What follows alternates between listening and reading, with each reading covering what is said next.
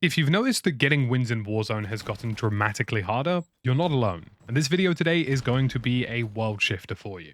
My name is the Tactical Brit, and on this channel we do all sorts of Warzone deep dives and also Warzone coaching. And one of the biggest weaknesses I recognize in a large number of players who play Warzone is the lack of methodicalness that they approach positioning. Positioning is king in Warzone, there's no way around it. A good position in Warzone can get you a win without you even needing to kill anybody. So whether you're somebody who likes to run around the map and do some demon hunting of various different players and then play positioning, or somebody who's simply just looking for a win straight away, this video is a goldmine of data.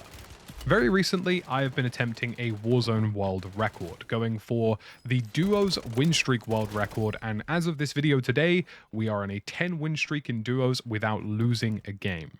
And being able to do this kind of world record attempt is a combination of all the skills that I've learned in Warzone, but most importantly, it's understanding the fundamentals of positioning, but more importantly, what separates a good power position from a bad one, and how you can maximize your win rate. This video is also split into chapters if there are some bits of information that you find more useful than others based on your own knowledge. So the first thing is what makes for a good power position, and how do you identify a good power position from a bad one? Now, a power position are things with inherent benefits, whether it's a building that has height over other enemy players, a building that has one entry and exit so that it's easily defendable, or just inherent values to that position that make it more beneficial. A great example from our duo's win streak was this bridge in one of the final circles. This bridge meant that we had overwatch over the entire area around us, and it also meant that we were separated from the players below. And for those of you who've played solos and duos, you'll know that at the end circles, these get super chaotic, and having a position that took us away from that chaos, but also allowed us to engage on some opponents and thin out the lobby was a huge asset. Fundamentally, you are looking for a position that isn't necessarily the most obvious one. Taking a gigantic tower block in the middle of the circle usually ends up with less success than most other positions. But you're looking for a position that is ultimately defendable. Whether you're playing solos, duos, trios, or quads, it makes no difference. A single entry or exit, or a single stairwell that you have to cover, is infinitely better than a building that is large enough that you can be attacked from multiple positions without hearing those opponents approaching you. Large buildings tend to be a big no-no because people can creep up on you, and buildings that are too compact and don't have enough entries and exits for yourself are also a big no-no. At a fundamental level, every single time you enter a building for your final play in the final zones, or a hilltop, or a general piece of cover in the area, you need to be looking around for the defendability of that position and whether or not that position is going to be too compromised or overwhelmed too easily. The next stage of things, once you've identified a good building that's very easily defendable, is understanding that Warzone is a dynamic game and that things change and shift very quickly. And the greatest failure I see from the largest number of players in Warzone who are so close to success in their games is that they're suddenly in a power position and then the circle shifts and they panic. And the best example I can give you of this are people who sit on top of the super large tower blocks in the downtown city. Because the second the circle shifts away from them, they parachute off the roof and inevitably get killed by all of the players waiting below them. People in Warzone aren't stupid. They roughly know themselves what the better positions are in a circle, and a decent player 9 times out of 10 will expect somebody to be there. So something you seriously need to think about before even taking a power position is, what are you doing to facilitate your movement? Are you getting UAVs? Do you have smoke grenades in your pocket? Do you have a kill streak? Do you have something that, if push comes to shove and the circumstances change, is going to give you the edge on the opponents around you? During the entirety of this duos world record run that we've done so far, we have been stocking up on things like portable buys, flares to get infinite buybacks, things like UAVs or airstrikes, so that if the odds are turned against us, we then have a powerful tool to either give us information to allow us to make a more educated decision on the next moves that we need to make, or we have something aggressive that allows us to pin down opponents to allow us the space to make that movement.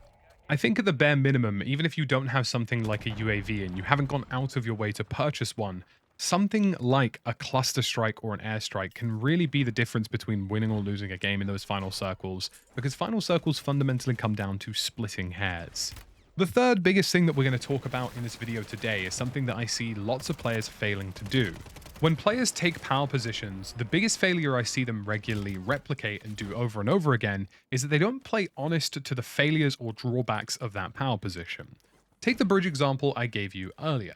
The biggest problem that with that position was that if somebody was intelligent enough, they could use a gas mask in the smoke and attack us from the zipline if we decided to tunnel vision our attention elsewhere. This is the same with every rooftop and every building you will sit in. There will be a zipline, a ladder, a stairwell, or something that will allow a player an opportunity to creep up on you at any given time. And if you aren't playing honest to the weaknesses of that power position, then you may as well not be in that position at all. I find it so easy to take these positions away from players because they're not doing simple things. There are things that you can do like just having somebody generally in the area of a zipline or near a ladder so that they get an audible cue if a push is about to occur. But even simpler things like just throwing a bouncing Betty in the stairwell, or if you happen to have a cluster mine using it, or if you find a suppression mine. There are lots of things in Warzone, whether they're offensive pieces of equipment or just pieces of equipment that you can use as tactical equipment like the suppression mine, that are going to give you intelligence on where people are coming from.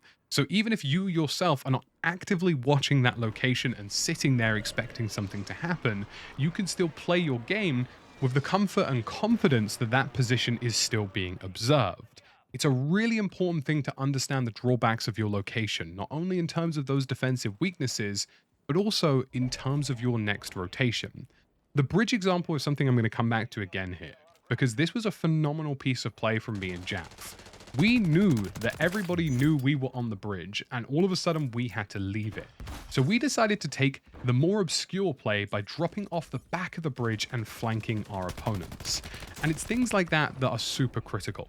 If you know that you're on the top of a tower block in the middle of a city, you know people are expecting you to be there.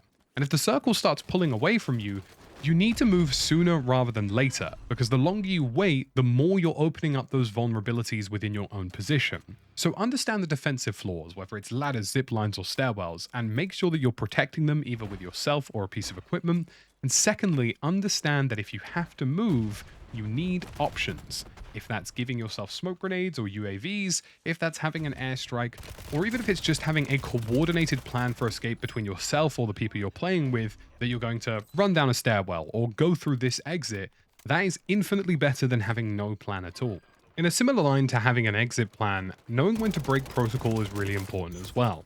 There are times where if you're playing in a group scenario, whether that's duos, trios, or quads, that holding a power position infinitely long is actually worse than spreading out, because you end up isolating the focus and attention of the enemy team, and they know where to expect your movements to come from. Whatever other content creator or professional I'm playing with in the Warzone scene, I always assume that in the final circles, we're both going to make more individualistic plays in those power positions, and we'll communicate them to each other. If somebody's going to drop down, if somebody's going to try and pinch an opponent, if somebody's going to try and flank somebody from a different angle. These open up better avenues of gameplay rather than just allowing the attention of everybody around you to be on your power position. And this doesn't even have to be in the end circles. You can even do it fairly early on to counter opponents, but it's also worth remembering that every single fight increases risk that you might lose that position. The final most critical point, which is something that I recognize has been instrumental in our Duos World Record run, is having bailout options. A portable buy station or a flare is quite literally the most valuable item in Warzone.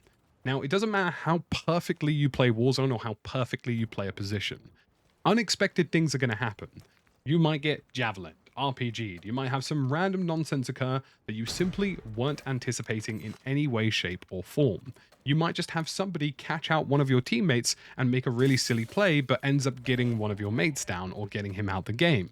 And Warzone really is a war of attrition in some ways. In trios and quads formats especially, losing a teammate can very much decide the outcome of if a final fight's going to be a 3v3 or a 3v1 or a 3v2. And those things are really important.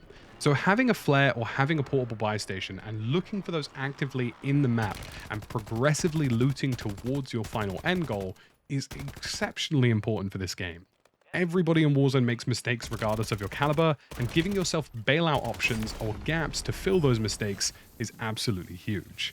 Hopefully you found this video useful today, folks. If you do, drop a like, consider subscribing, and I'll see you again with more coaching content.